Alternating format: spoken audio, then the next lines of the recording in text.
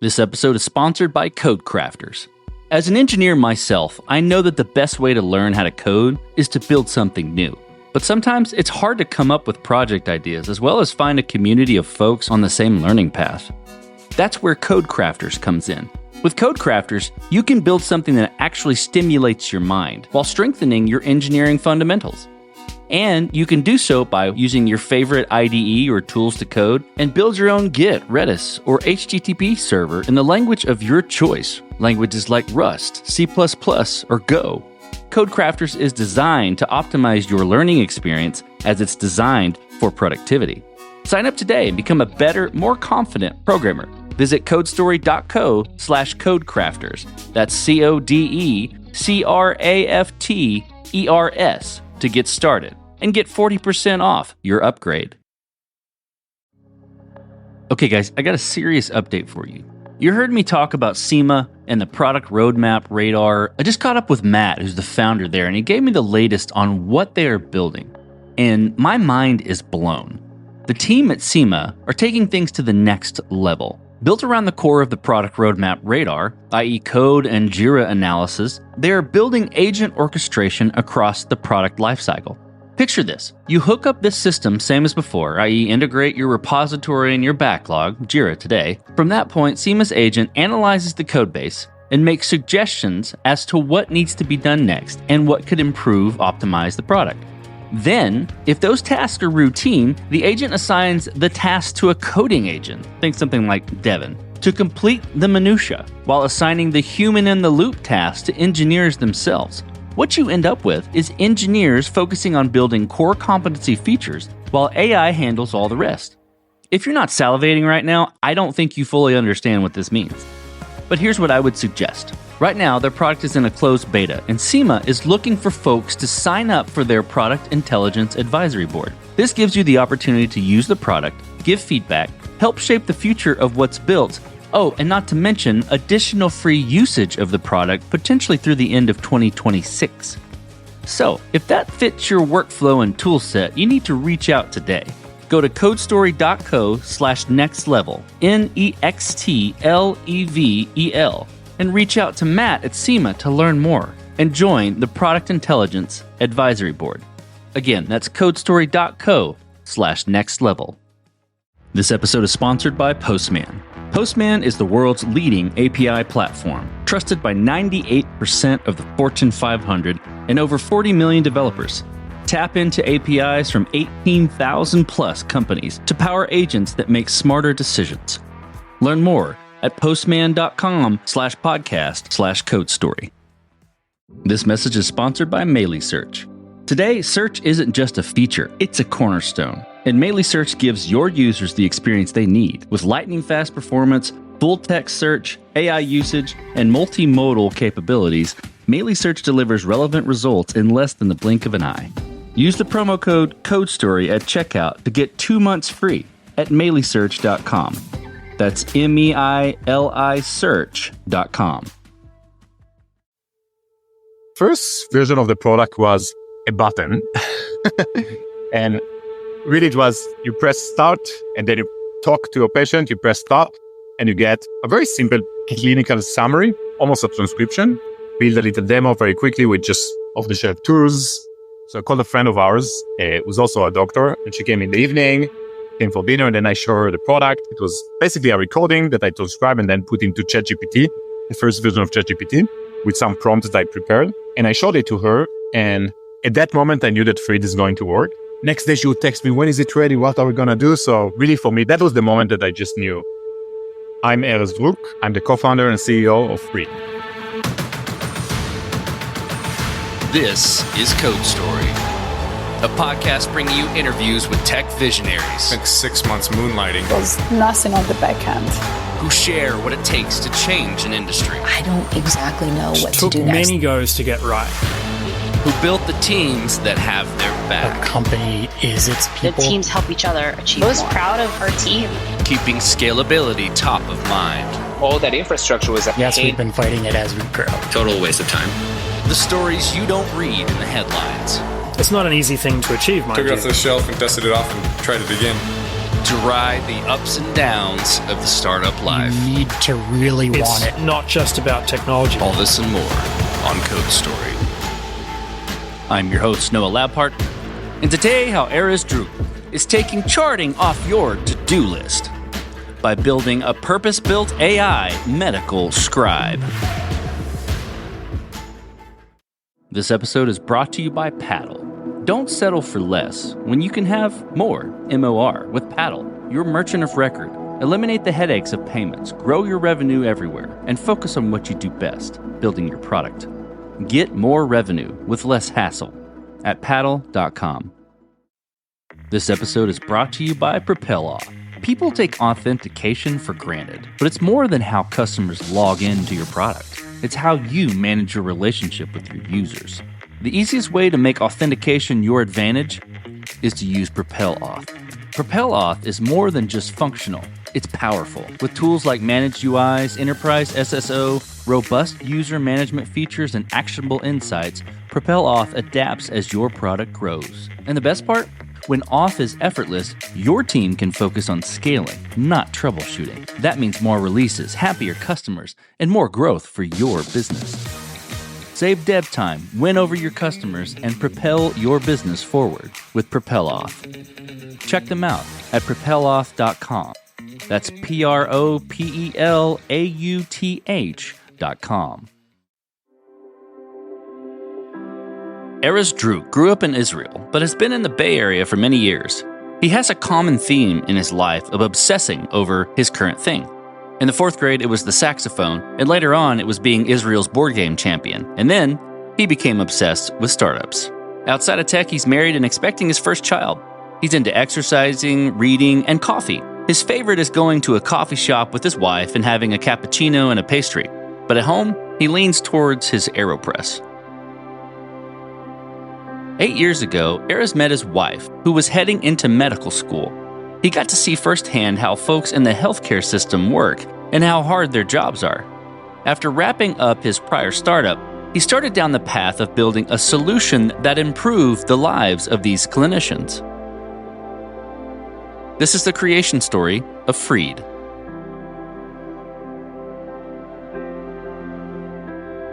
So Freed is an AI clinician assistant. We help clinicians prepare for visits, get intelligence from their patient visits, and document them, saving them time, and more importantly, saving a lot of the burnout that clinicians experience doing administrative work. That's what the company does. I would say it started 8 years ago when Gabi and I met, just before Gabi started med school, and we had a short moment in time to fall in love before med school started and life ended. But more seriously, I got sucked into the world of clinicians and got to see how, through Gabi and our friends, med school during COVID, I got to see how these are really the most selfless people in the world. And now we take them, put them in the healthcare system, and really squeeze the soul out of them to the extent that everybody's burnt out, quitting in messes, telling their kids, you can do anything in life, but you're not going to be a doctor. Really hard to watch. Highest suicide rates among all professions in the US are clinicians. So that was the painful inspiration. 3 years ago, when I shut down my first startup and started exploring something new, all of that bubbled up, and the really idea behind Freed was not even the product, it was the idea of building for the clinician. Most of the tech in healthcare is built for, I don't know who, but definitely not to make the clinician life better. So it was really the only goal was, let's build a product that they want to use, happy to use, and get value out of. And yeah, that's how it all started almost 3 years ago. Let's dive into what you would consider the MVP for Freed, so that first version of the product you built. How long did it take to build, and what sort of tools were you using to bring it to life? First version of the product was a button. And really it was, you press start, and then you talk to your patient, you press start, and you get a very simple clinical summary, almost a transcription. That was the MVP. And I always believed in building something big in like the smallest, tiniest increments. So I called up in the beginning of 2023, I called up my friend Andre, good friend from Facebook. I have this idea. I'm sure there's value here. AI timing is just perfect. And really stitched that together in a few weeks. And it was very simple. It was essentially a HIPAA compliant conversation summarizer and not much more than that. And we launched it, gave it to a few of my friends. Actually, So the way exactly it went down was, so I had this idea and then build a little demo very quickly with just off-the-shelf tools. I show it to my wife, Gabi, and she's I don't know. So you should always trust your wife, but not too much. So I called a friend of ours, who's also a doctor, and she came in the evening, came for dinner, and then I showed her the product. It was basically a recording that I told Scribe and then put into ChatGPT, the first version of ChatGPT, with some prompts that I prepared. And I showed it to her, and at that moment, I knew that Fried is going to work. But I just could see on her face, that wow moment. Next day, she would text me, when is it ready? What are we going to do? So really, for me, that was the moment that I just knew, hey, something here is going to work. And that's when I called up Andre and really built the actual MVP of the product. So I love that story. And I'm curious about maybe a decision or trade-off you had to make in building that quote-unquote button, right? And how you decided, what you were going to use to build it, or how you were going to approach it, or maybe you were just going to approach it in that button format. Tell me about how you worked through those decisions and how you coped with them. So we really stripped everything down to the minimum besides one thing, which is HIPAA. We knew that without that, that's the kind of hard line. So that's the thing that took us about a while to just, how do we build the product in a way that we can guarantee to clinicians this is HIPAA compliant, to record your patients. That's a serious thing to do. First clinician who used us to record or read patient visits was a big celebration. So we knew that this is the only hard line. But really, besides that, it was everything off the shelf. What is the easiest transcription model we can get? What is the best LLM that we can use off the shelf? And then really, what is the minimal output that we can provide that would get us create some value for clinicians? No customization, no anything. Really, you just record, you get a clinical summary. So really, it was a process of, again, I don't think this is too unique to building MVPs. What is true must-have that without it, you're going to jail? And then once we shipped that very quickly, it was clear that the value is there, but also all the many other things that we've been building since to make it better and more valuable product. This episode is brought to you by Paddle. As a startup, you face unique challenges to stay competitive. You and your team need to stay focused on your product, not your payments. You need to do more, MOR, and DIY less. With Paddle.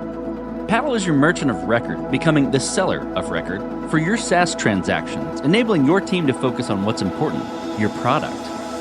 Paddle handles all payment management across multiple gateways and methods, taking ownership of tax liability while remaining compliant with regulations across all markets. The platform handles all aspects of SaaS billing models, upgrades, add-on, trials, and more. Let's look at the results. MOR revenue optimization is built into Paddle and accounts for up to 16% higher conversion rates, reduced payment failures, localized pricing, and churn prevention, recovering 40% of cancellations. Their developer-friendly tools are API first with comprehensive documentation, removing the burden from your engineers.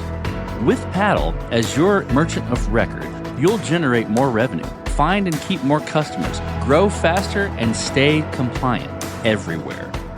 So what are you waiting for? Get more revenue with less hassle at paddle.com. Okay, guys, I got a serious update for you. You heard me talk about SEMA and the product roadmap radar. I just caught up with Matt, who's the founder there, and he gave me the latest on what they are building. And my mind is blown. The team at SEMA are taking things to the next level. Built around the core of the product roadmap radar, i.e. code and Jira analysis, they are building agent orchestration across the product lifecycle. Picture this. You hook up this system same as before, i.e. integrate your repository and your backlog, Jira today. From that point, SEMA's agent analyzes the codebase and makes suggestions as to what needs to be done next and what could improve, optimize the product. Then, if those tasks are routine, the agent assigns the task to a coding agent, think something like Devin, to complete the minutia, while assigning the human-in-the-loop task to engineers themselves. What you end up with is engineers focusing on building core competency features, while AI handles all the rest. If you're not salivating right now, I don't think you fully understand what this means. But here's what I would suggest. Right now, their product is in a closed beta, and SEMA is looking for folks to sign up for their Product Intelligence Advisory Board. This gives you the opportunity to use the product, give feedback, help shape the future of what's built. Oh, and not to mention additional free usage of the product, potentially through the end of 2026. So, if that fits your workflow and toolset, you need to reach out today. Go to codestory.co/nextlevel, NEXTLEVEL, and reach out to Matt at SEMA to learn more and join the Product Intelligence Advisory Board. Again, that's codestory.co/nextlevel. This episode is brought to you by Vention, your partner in building smarter with AI. When you're moving fast, AI can be your biggest growth driver or a major time sink. That's why Vention created expert-led AI workshops, tailored sessions that help startups test ideas quickly, validate product fit, and avoid expensive detours. You'll walk away with a clear, practical roadmap built by senior engineers and an in-house CTO who've delivered over 150 AI projects across 30-plus industries, giving you not just technical direction, but the engineering peace of mind that every decision is built to last. Go to ventionteams.com or book your AI workshop now at ventionteams.com/codestory and go from idea to impact faster. That's ventionteams.com/codestory. This episode is sponsored by Fullscale. Let me guess, your team's shipping sprint velocity looks good, but you're still asking yourself, is anyone actually thinking about the why? Matt Watson's been there. He's the founder behind Vin Solutions and Stackify and now runs Fullscale with a 300-plus person dev team. And after 2 decades in the trenches, he's seen the same pattern over and over. Smart developers stuck in systems that reward ticket-taking instead of real thinking. That's why he wrote Product Driven, a playbook for tech leaders who are done babysitting developers and ready to build teams that own the outcome. If you're tired of translating every feature, doing all the thinking, or wondering why your smart team is still stuck, this is the fix. Go to productdriven.com/codestory to grab the book and get the bonus toolkit to help your team shift from output to outcomes, like 12 bold ways to get your retros out of robot mode. Again, that's productdriven.com/codestory. So you've got that MVP, it's working, you get that reaction you're looking for, and you're excited. How did you progress and mature the product from that point? And I think to wrap that in a box with a little bit, but what I'm looking for is how you built your roadmap, how you went about deciding that, okay, this is the next most important thing to build or to address with Free. At the end of the day, I think that you should have a vision and go towards it, but your customers and your users know what you need best. So still to this day, every night when my wife when Gabi comes home, it's a feedback session about the product, and it's very painful, but very important in us building the best products. That was always the number one thing. We built a lot of mechanisms to hear what people need. And 2 things emerged very quickly. One is quality is the most important thing. So I almost think about our product today as truly as an assistant. Imagine that you have 2 assistants. They can look the same, they can move the same, but at the end of the day, you ask both of them a question, and once you hear the answer, you can see the difference in the kind of intelligence and capability. It's the same with AI products, like how smart, how accurate, how personalized, how smart is the brain without your product. So we made really big investments since then, which makes us, I believe, in a very competitive market now, the smartest Scribe product, and that's what we're hearing from our users to this day. So one, we understood that the quality of the intelligence is the number one thing. The second thing we understood is that the clinical note is a gateway to many other workflows, sending a referral, doing your billing, preparing for the next visit. So we started essentially growing across the clinician workflow. So we pretty quickly built not a note summary, but a summary for the next visit. So next time Noah is going to see Gabi, the doctor, she would put in your name and get a summary of what happened last time. So we really started growing basically across the workflow, both preparing for the visit and more actions after the visit. And that was the 2 guiding principles that we've been focused on really in the past 2 years in terms of how do we create deeper value with quality and more value across the workflow. In your description, you mentioned we a lot. I'm curious about how you built that team. What do you look for in those people to indicate that they're the winning horses to join you? We do everything fast at Free. Literally one of our values is no patience for slowness. With hiring, I think it's different. You still want to hire fast, but you want to hire the right people. So really getting it right is more important than speed.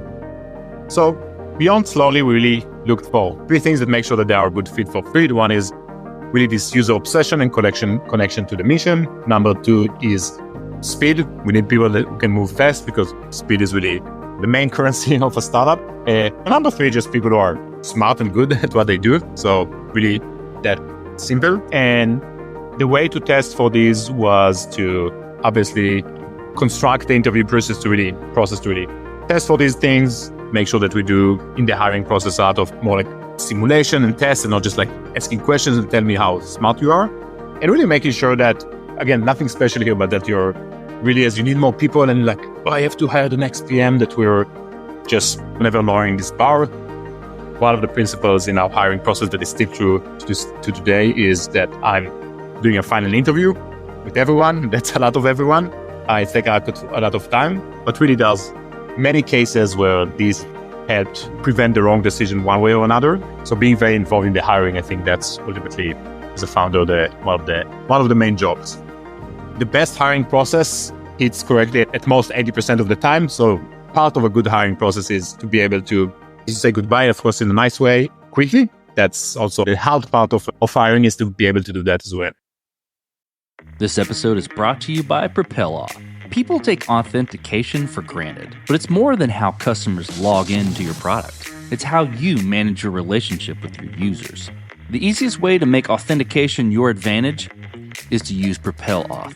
PropelOff is more than just functional. It's powerful. With tools like Managed UIs, Enterprise SSO, robust user management features, and actionable insights, PropelOff adapts as your product grows. And the best part?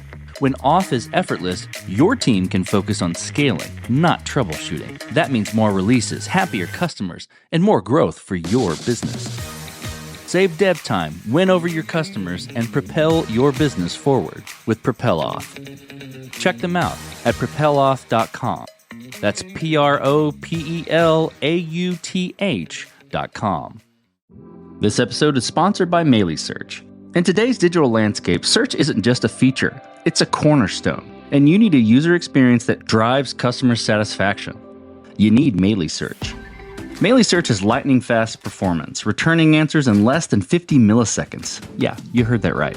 Faster than the blink of an eye. The open source AI search engine is plug and play, so you can get up and running in minutes with smart presets, allowing you to start searching through your data with zero configuration.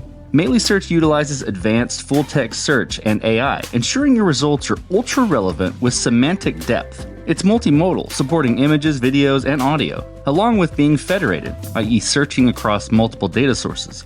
And it's developer-friendly. Whether you're building a content-rich website or enterprise application, MailySearch delivers the experience your users expect and deserve.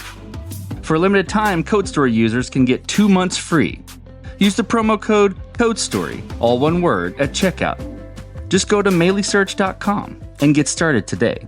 That's MEILI search.com. Okay, I'm curious about scalability. This will be interesting. I know it's semi-early days here, but you have a product and it's working and you're maturing it. How has scale factored into your decisions, or have there been interesting areas where you've had to fight it as you've grown? Yes, so we scaled very quickly to more than, I should have talked about the numbers a little bit, but we have more than 25,000 clinicians paying and using the product every day, 3 million patient visits a month, and it's a very mission-critical product in the sense that when it doesn't work for 5 minutes, all of them message us and get very angry, rightfully. It disrupts their super important work of taking care of patients. So the scale is pretty meaningful. Number one was, from the get-go, we built the product to be fully AI. A lot of our kind of legacy companies in the space have built human in the middle. We have an investor who built a team of 700 human scribes in India to build their product before the kind of LLM kind of era here. So number one, building everything fully independent with AI from the beginning. That was one. Number two was PLG. So we approach everything with product-led growth mindset. And when we say PLG, it's really in the sense of the product leads the growth. So users can come into Freed and sign up on their own. They learn how to use the product on their own. They can invite their team on their own and really make sure that we build a product that doesn't require any human intervention in order for our user to be successful or and pay for. So that was another big principle. And number three, my co-founder Andre is just extremely the best in the world at building things fast, but also thinking about the future. A lot of times we have debates around, let's just do it faster, let's not worry. And you just have a perfect balance there that sometimes is painful because something takes another day, but then now the system is scalable and we can move so much faster with 30 engineers. And I can take credit for those decisions. This is why I have the best CTO in the world next to me. Maybe one point about this, I don't think that building for scale is as important, not really that you're going to have scale, because we saw it pretty quickly. The adoption was fast. We understood, hey, we're building for scale here. But it's important. I rather do prepare for scale too late than too early, because until you find product market fit, scale really doesn't matter. So it's an important point for others there to don't optimize for scale until scale is coming. As you step out on the balcony, you look across all that you've built thus far with Freed. What are you most proud of? So I'll share a story. I was still living in Santa Rosa.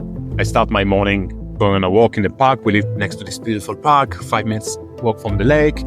This is how I start my day before it becomes the craziest thing ever, every day. So I go on a walk and I get a phone call from an unknown number, which I never answered to. For some reason, I don't know why, I just picked it up.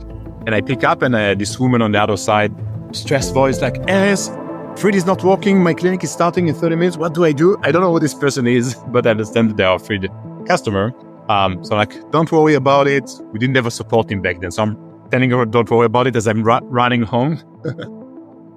I get home, we jump on a video call, and clinicians are amazing at what they do. And they're not tech people and they don't care about the tech. So many of them are not tech savvy. So she had 2 accounts with different logins, something. So we cleaned it up and got her set up. And we were both very anxious, but then it worked out just a few minutes before her clinic starts. Since then, we hired support people and using AI for support, of course, so not doing this every day. But point of the story, after we all relax and she's thanking me, we're on a video call and she sits in her office, which is in her home, and she tells me, Erez, this is my private clinic. I've been building it for 10 years, built it from the ground up, and I'm so burnt out and it's been so hard and I'm not enjoying what I'm doing anymore. And I decided I'm shutting the clinic down. I'm just going to work. It's one of the big health systems. And then she said, but 4 or 5 weeks ago, I found Freed and it changed everything. I have time now. I'm getting my notes done. I can be present with my patients. I'm enjoying what I love again. And I changed my mind. I'm going to keep running this practice for as long as I can. And just want to thank you for building this product. And I really didn't expect, I want to build a valuable product for our users. I didn't expect that it would change their lives in the sense that clinicians would tell us that I'm still in medicine because of Freed. I'm seeing my kids for dinner on the weekdays again because I can leave the office when my last patient does. I went on vacation without my laptop for the first time in 10 years. It really does free them from the biggest burden in their lives, which is those medical notes. It's like this thing that always weighs on them. The question was, what am I most proud of? Is just what clinicians are telling us and how it's making them just stay in medicine and have a better life. It's really the most fulfilling thing I could be spending my days and nights doing. Let's flip the script a little bit. Tell me about a mistake you made and how you and your team responded to it. In startups, it's all about correcting your mistakes quickly and learning from them versus avoiding mistakes. Yeah, probably the biggest one is we built the company remotely, and that worked really well until it stopped working well because we started adding a lot of people, and remote is just more challenging in many ways. So I think that the mistake, or the thing at least I would change, we shifted to in-person, moved out of the people into San Francisco, still have some remote folks, but we're not hiring remotely anymore. And that really changed everything in terms of execution. But we've done that late and lost a lot of time and hired a lot remotely. And yeah, so I think the mistake was not, I felt it in my gut, but took me a while to just act on it because it was a scary change. And it's interesting, the way the team responded to it was, so in my leadership team, nobody was in favor for this move, and I still decided with all the inputs to do it. And once I made a decision, the change was so fast. It was instantly clear for everyone that's working. Everybody was happy. So really, the hard part was, the way I see it, hard decisions are hard until you make them. And once you make them, you just do the thing that needs to be done. So I would say that's something that I would have changed and done a lot earlier in the lifetime of the company.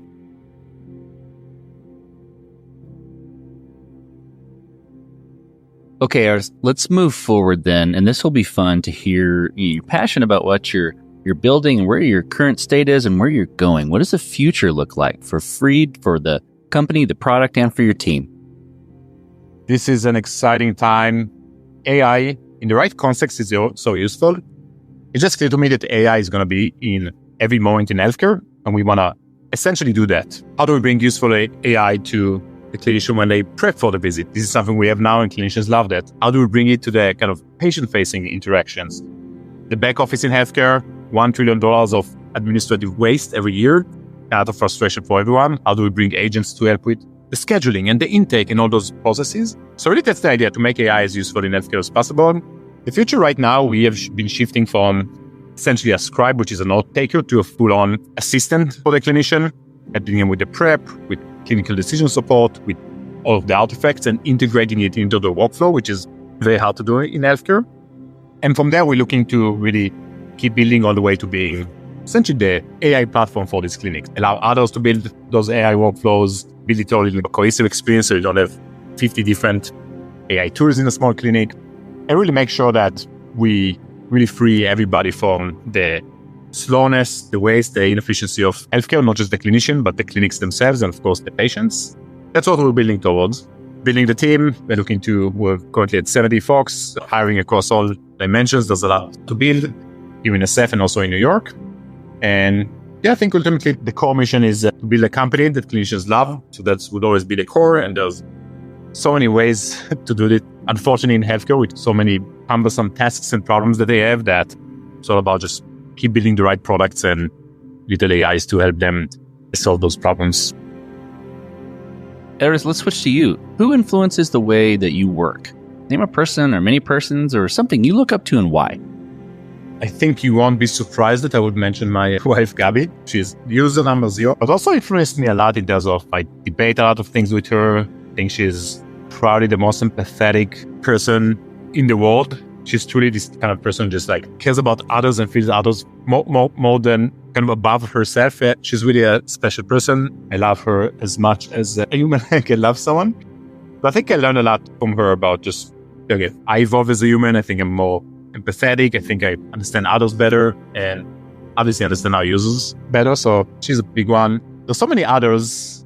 I mentioned one more good friend of mine who really started that company with us. His name is Jonathan. He's the first investor in Feed, and he's a friend of mine since the age of 3.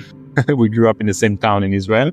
And maybe the smartest person I know, maybe the best entrepreneur I know, and just great human. I call him very frequently. And just inspiration of what just world-class leadership and entrepreneurship and smartness, just amazing person. So he helped me a lot along the way. So both of them influenced me a lot, helped me a lot. The emotional, mental, practical challenges of building a startup. And I wish I could name everybody, because really you need to get a lot of help when you try to do something hard, and can be very lonely and hard if you don't have that support. But Gabi and Jonathan are the 2 first people that come to mind. Okay, Erez, last question. So you're getting on a plane. You're sitting next to a young entrepreneur who's built the next big thing. They're jazzed about it. They can't wait to show it off to the world, and can't wait to show it off to you right there on the plane. What advice do you give that person, having gone down this road a bit, several times? Have to start with a disclaimer that there are no playbooks and there's no right way to do a startup. So I can only share what worked for me. Number 1 is, who are your users? And I mean that in the sense, everybody said they are user focused, but I really think there's a deeper meaning of just user care. Do you truly care when a user of yours have a bad experience? Do you tell someone to fix it? Or is there a level of kind of pain and care there that is deeper than just, we're user obsessed? This is the biggest difference between my previous startup to this one. I love our users. I know everything about them. I understand how they think. And all I want to do in my life is to make their lives better. And that really proliferates to the entire company. So this is our number 1 value, is to earn clinician love. And I think that's not the only way to build a company, but for me, that's the best way to build, just truly you're creating a gift for someone else. So that's number 1 for me.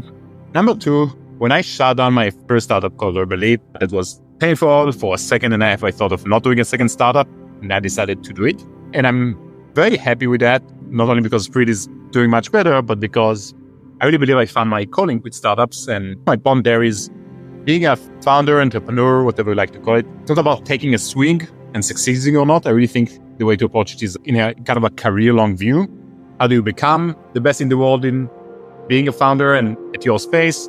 How do we make sure we can take a few swings, because many of the best companies were not the first or second startup the founder started. And I think when you take that long-term view, you're almost guaranteed to succeed to some extent. If you're trying once and failing and then go back to Facebook, nothing against that, of course, I think it's just not the right way to approach it. One, user care, and two, take the kind of career-long view at being a startup person versus trying something and see if it sticks or not. Those are two kind of small pieces of advice from, again, my vantage point of doing this twice now. I think that's great advice. Well, Erez, thank you for being on the show today. Thank you for telling the creation story of Freed. Thank you. And this concludes another chapter of Code Story.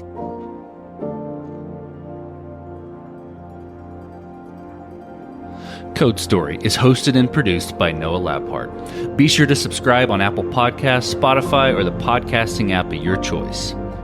And when you get a chance, leave us a review. Both things help us out tremendously. And thanks again for listening.